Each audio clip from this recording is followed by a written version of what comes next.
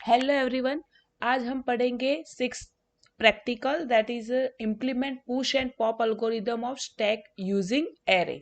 सो पहले मैं आपको बताऊंगी कि पुश और पॉप ऑपरेशन होता कैसे और फिर हम जाएंगे implementation of this operation in a C language. So now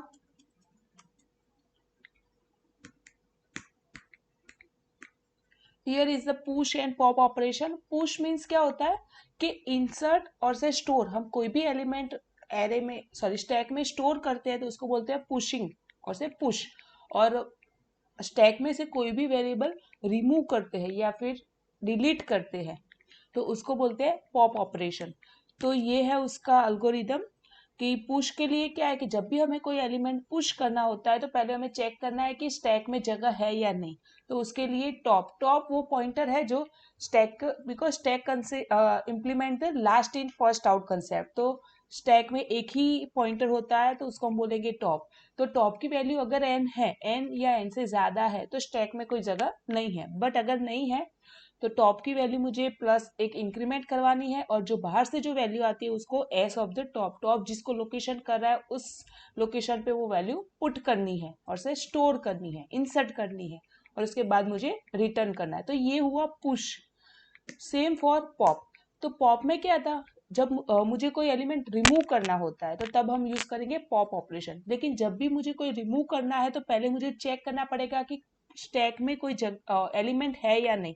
तो वो कैसे चेक करेंगे, टॉप, कि टॉप जिसको पॉइंट कर रहा है तो वही एलिमेंट मुझे रिमूव करना है।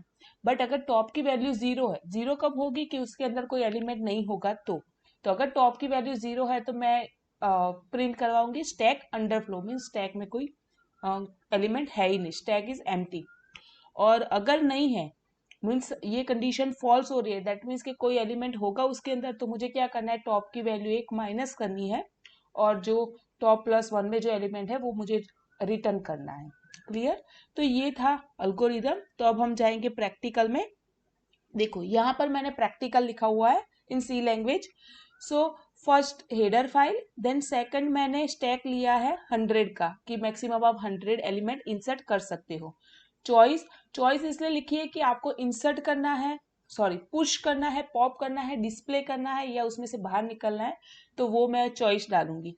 एन मीन्स कितने एलिमेंट्स आपको इंसर्ट करने हैं।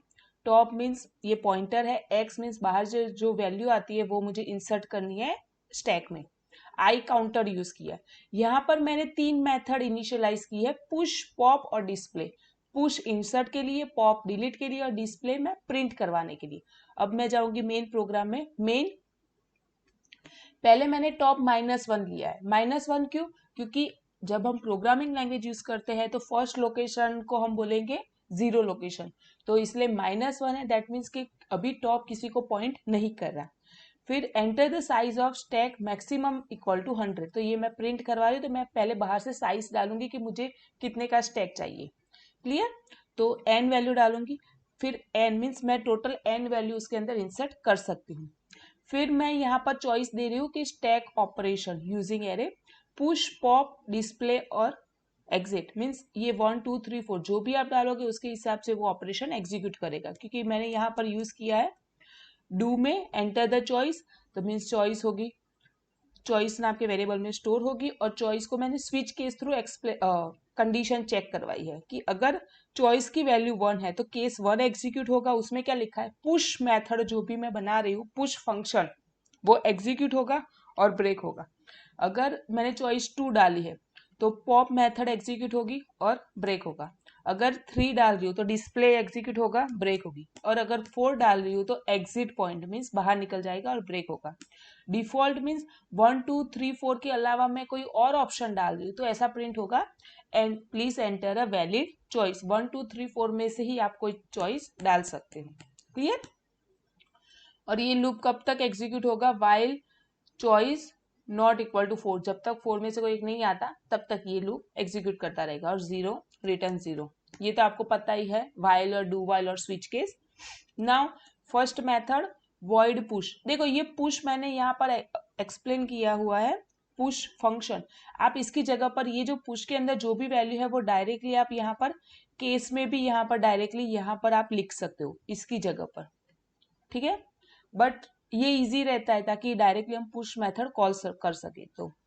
तो पुश में क्या होता था, मैंने पहले ही बताया कि जब भी मुझे कोई वैल्यू पुश करनी होती है, इंसर्ट करनी होती है, तो पहले मुझे top of the stack check करना है कि अगर उसकी वैल्यू n, उसमें n था एल्गोरिदम, n क्यों था, क्योंकि हम स्टार्टिंग करते थे 1 से, लेकिन n-1 क्यों है, क्योंकि यहाँ पर प्रोग्रामिंग लैंग्वेज में स्टार्ट होता है 0 से। दैट्स वाई इफ टॉप की value greater than equal to n-1 है, मीन्स 0 से लेके n साइज, जो n-1 साइज होती है, अगर उससे ज्यादा है टॉप की वैल्यू या फिर इक्वल टू n-1 है, दैट मीन्स व्हाट कि हमारे स्टैक में कोई जगह ही नहीं है, तो स्टैक इज ओवरफ्लो।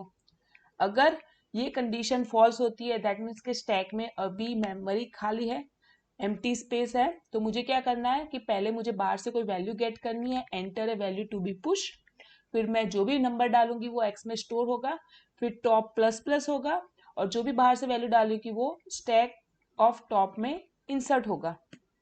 ये बार बार एग्जीक्यूट करता रहेगा। सेम फॉर पॉप में क्या हो रहा है, पॉप में जब भी मुझे कोई एलिमेंट डिलीट करना होता है तो टॉप की वैल्यू -1 या -1 से कम है। -1 मीन्स व्हाट कि कोई भी एलिमेंट नहीं है, 0 मीन्स फर्स्ट एलिमेंट, तो अगर -1 है या फिर -1 से कम है तो stack is underflow, means stack is totally empty.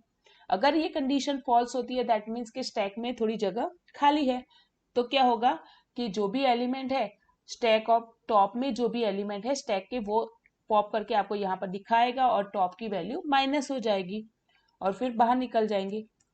तो ये पुश और पॉप है। और डिस्प्ले में क्या होता है कि मुझे सिर्फ डिस्प्ले करना है कि कितने एलिमेंट्स है, सपोज आपको कोई लेवल पे डिस्प्ले करना हो तो डिस्प्ले करने से पहले मुझे चेक करना है कि अगर टॉप की वैल्यू 0 से ज्यादा है तभी मैं उसमें डिस्प्ले कर सकती हूँ, अदरवाइज 0 से कम है तो स्टैक में कोई एलिमेंट ही नहीं है, तो क्या प्रिंट होगा, स्टैक इज एम्प्टी।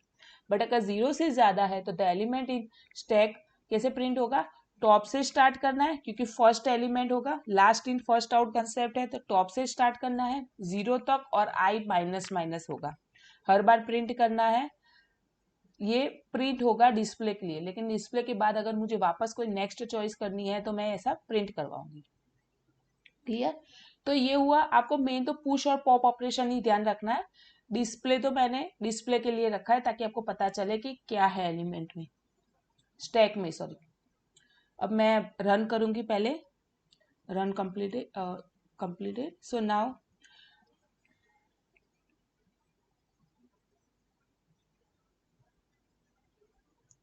देखो यहाँ पर enter the size of stack, तो हो सके ना तब साइज आप 5 रखो ताकि आप इजीली चेक कर सकते हो स्टैक। तो अब यहाँ पर मैंने लिखा है पुश पॉप डिस्प्ले और एग्जिट, तो मैं फर्स्ट लिखती हूँ, दैट मीन्स कि पुश होगा तो पुश पे मैं वैल्यू डाल रही हूँ सपोज 1, ठीक है।